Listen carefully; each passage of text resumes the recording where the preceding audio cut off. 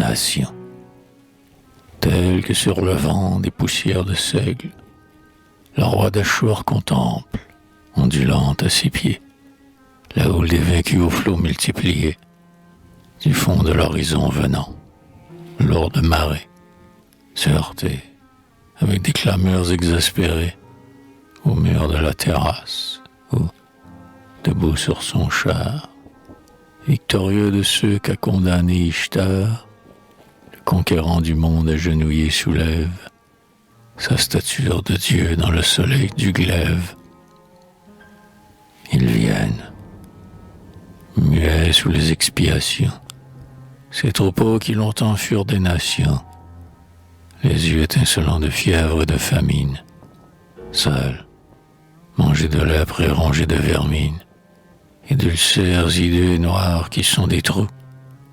sous les carcans de fer qui labourent leurs cou, avec des mains sans doigts atrocement crispées, et des regards cherchant leurs paupières coupées. Ils viennent, hébétés de peur, courbant le dos,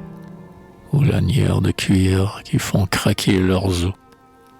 stupides sous les pieux qui les broient et les chassent. Et la vague grossit,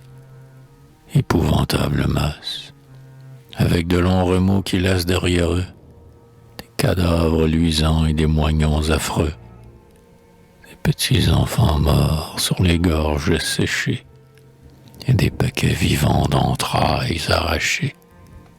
comme un nid de serpents levés sur le sol noir, où les derniers venus trébuchent sans les voir. Tel, emplissant les airs de son intense haleine et de ses pas confus, l'énorme écume humaine, gonflant son onde accrue ainsi qu'un élément, Verchine à Kyrie roule innombrablement, et, comme sur la dalle où pourrissent les claies, ou, rampant dans le flux fétide de leurs plaies,